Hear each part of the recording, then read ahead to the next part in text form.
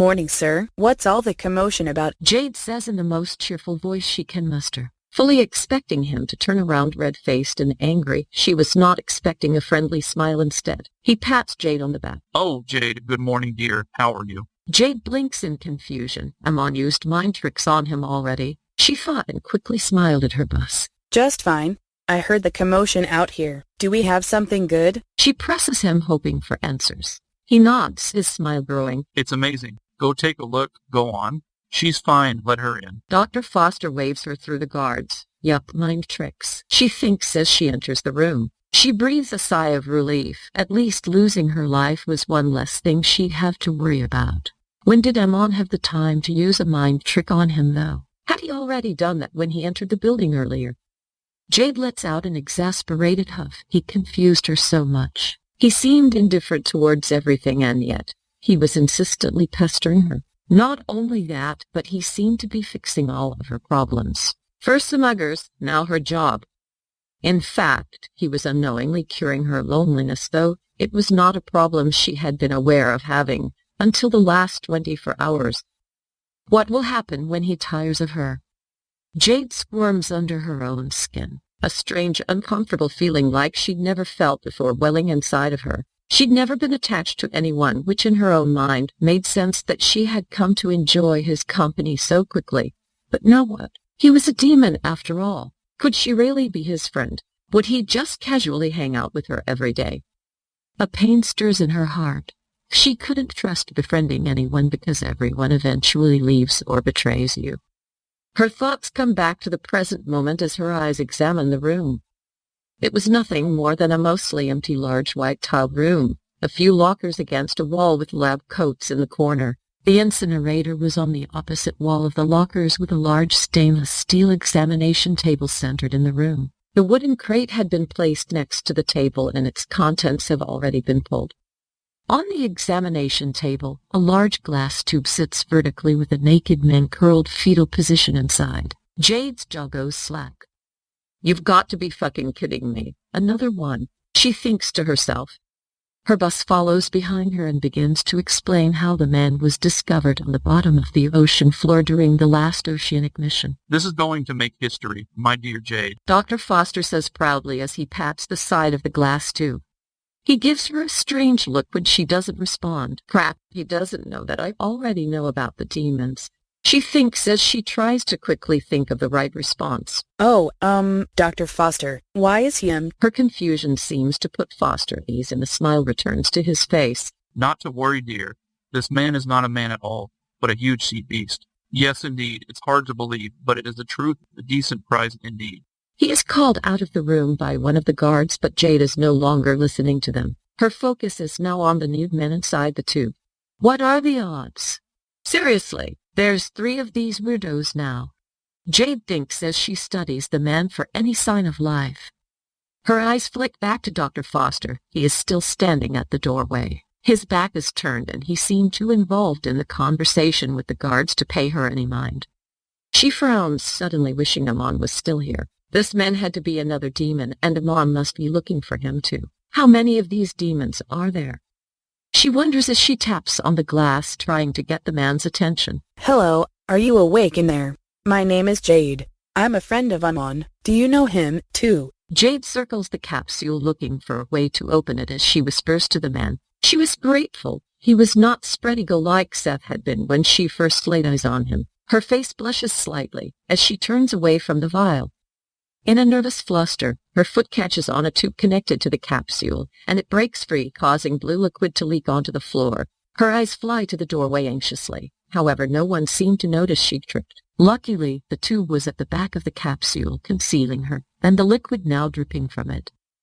She bends to pick up the hose, and as she looks back up to the vial, the man's eyes slowly creep open, freezing her in place with pale sea foam eyes. Her eyes widen for only a moment before placing a finger to her lips, begging him to be quiet. His eyes narrow at her, and a second later a menacing smile plays across his lips. His entire body begins to pulsate, as his legs morph into multiple, octopus-like, appendages. Jade backs away as the thing inside the tube grows until it cracks the glass. Finally, the vial shatters and a huge snake with multiple tails splatters onto the floor. It wriggles around a moment before morphing back into the nude man. Jade turns away from him, partly afraid and partly embarrassed. Was this how all demons are born into the world? Naked and messy.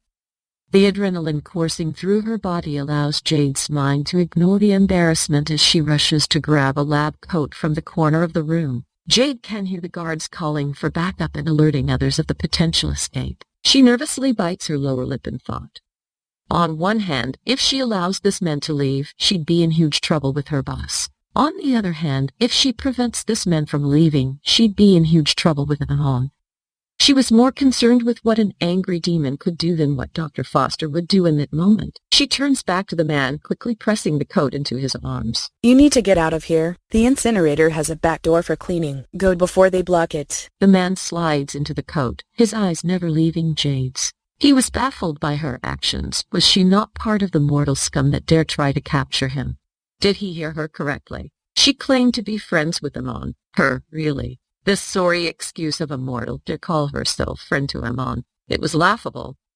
The guards now blocked the entrance, and though he personally would have loved to devour them all, perhaps leaving quietly would be best. Especially considering he did not know of the relationship this mortal played to Amon. Jade returns her gaze to him, her eyes filled with worry. She clearly thought he was in danger. What a fool she must be to think him, of all demons, would be afraid of a few humans. Alas, he finally nods slowly, and without a single word he turns away from her, entering the furnace. Without a second to spare, Jade quickly lies on the floor and shuts her eyes, hoping pretending to have passed out will get her out of this situation. After all, who could question her about an incident she didn't see happen? She could play this off like she had been knocked unconscious when the vial shattered. No one else had seen what happened, so she might just get away with it. She can hear the men outside running around and yelling as Dr. Foster gives orders to stand at the ready. They don't seem to realize their prize is already getting away. A moment later, footsteps are charging towards her. Guns are chambered around her. Foster lets out a frustrated groan. We lost another one. What the hell is wrong with this facility? You morons can't get anything right. And to top it off, this one is dead. Jade feels his foot collide with her side, and she lets herself roll, letting out a small gasp. All my mistake. Not dead, but clearly useless, nonetheless. Dr. Foster says coldly. Get this shit cleaned up and get that one to debriefing stat. Jade feels herself being lifted, and she does her best to go limp. Avoiding questioning only momentarily, her mind races to find a way to get out of this situation. How long would she be able to pretend to be passed out before they forced her awake and interrogate her? Would they believe her if she said she didn't know anything? Tears threatened to spill from her closed eyes as her anxiety builds.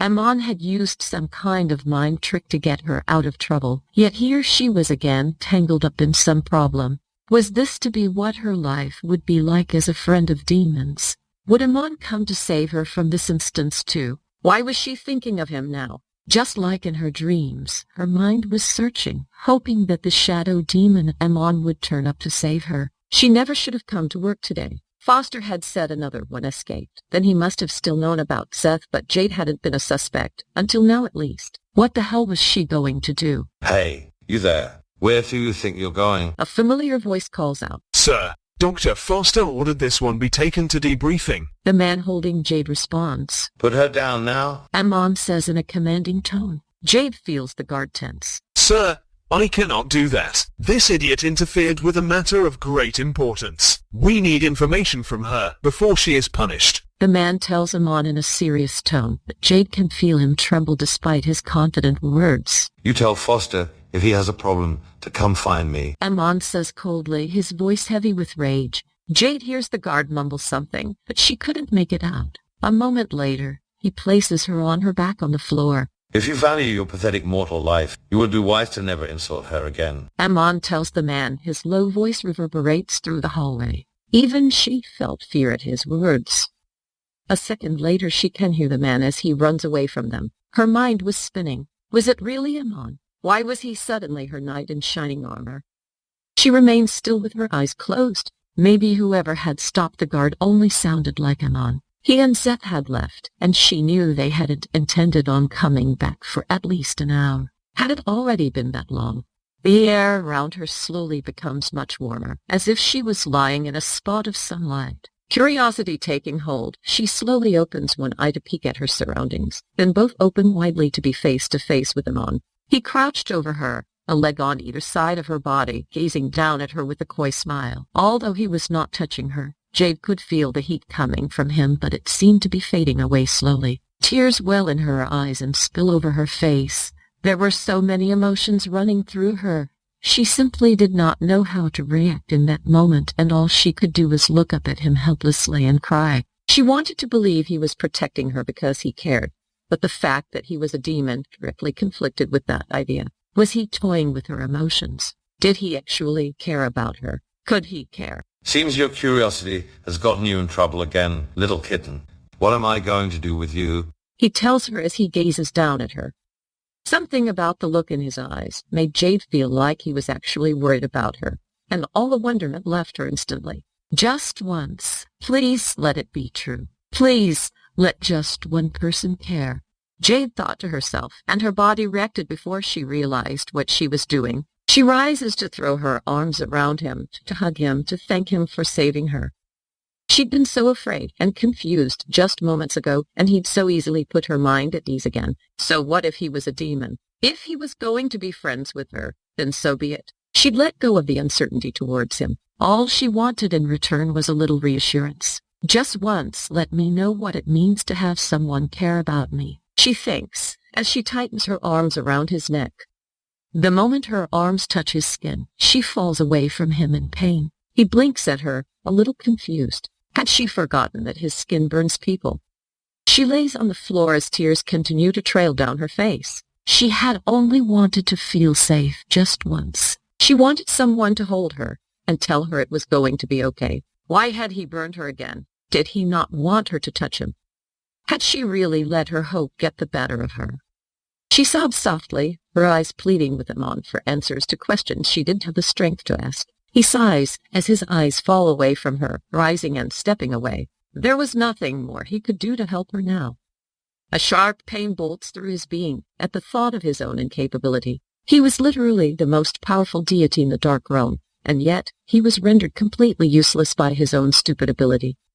Jade sobs again, a bit louder this time. Her heart hurt, her mind fractured, and her feelings lost. He really didn't care at all, did he? She thinks to herself as she watches Amon step away from her. Seth, who had been watching the scene quietly, steps forward as he extends his hand towards Jade. Let me help you. She swats his hand away, frustrated and embarrassed, rolling to the side before getting to her feet. I do not need your help or your pity. She spits at him as she wipes away the snotty tears on her face. Amon watches her for a moment before walking past her wordlessly. I can't figure you out, Amon. You keep doing things that confuse me, and yet you won't give me a straight answer to anything. Do you enjoy treating me like a toy, or is this how you treat all of your friends? Jade says to him quietly as he passes her, but he gives her no reaction. She glares at his back for a moment before hanging her head in defeat, slowly following him to her lap. Seth chuckles to himself as he shakes his head. Amon had explained to him that Jade was a very odd mortal. She lacked manners and courtesy, but Amon was rather bemused by her, and now Seth was starting to understand why. It seemed things were never dull around this mortal. He trails along after them, excited at the idea that their time in the mortal realm would be more entertaining with Jade around. Back in the lab, Amon stands with his back to the others as he stares out a window, his arms folded across his chest in deep thought. A force field of heat surrounded him, growing hotter by the second, as he replays events in his mind. He found himself regretting coming across Jade the night before, yet having this thought angered him, for he understood that had he not crossed paths with her, she would have been hurt quite badly by those thugs. He closes his eyes and takes a deep breath. If he told Jade who he was, maybe she would stop misunderstanding him. But in telling her this fact, she might lose her mind completely. He sighs heavily, a great frustration rising in him. Why was it he desired so deeply to help her? There were no deals between them, nor did she have anything specifically that he desired, yet he was drawn to her innocence so strongly that it infuriated him. He opens his eyes again, focusing on the glass in front of him, studying Jade's reflection in the window. Jade took note of the heat coming from Amon. She imagined in that moment, if her skin burned people like that, then she'd probably be steaming as well. She huffed, spinning away from him in the stool she sat upon. She folded her arms and frowned, attempting to rid herself of her anger so she could analyze what just happened. She shuts her eyes and takes a deep breath, her anger exiting as she exhales. If he's angry, then he emits heat. That much is clear, but why was he angry? She hadn't done anything he should be upset over. In fact, if anyone deserved to let some steam off, it was her. She sighs. She was going to be able to think clearly if the situation only upset her again. She spins back round to gaze at him on. He hadn't moved an inch. He was acting like a toddler, throwing a tantrum over spilt milk. Then again, she was acting just as childish. How could she condone him for an action she was doing herself? Jade groans aloud. The more she tried to understand him on, the more questions arose. Her mind was working in overdrive with all the information she had learned already. To top it off, Foster could come barreling into her office any second to ask her about that snake guy. She straightens in the stool. Now was not the time to be acting like a spoiled brat. She sighs and finally decides to break the silence. I didn't mean what I said. Not entirely. And I don't know why I feel like I have to apologize to you when you won't explain anything. Seth steps forward, reaching a hand towards her shoulder, intending to try to comfort her, but she leers at him from the corner of her eye. Don't touch me. Her words are sharp and hold Seth in place. Amon glances over his shoulder at the two, and the room falls into a heavy tension. Jade clearly did not trust either of them, and honestly, who could blame her? She had only learned about demons the night before. Amon was amazed that she was still able to be rational in this situation. At least almost rational.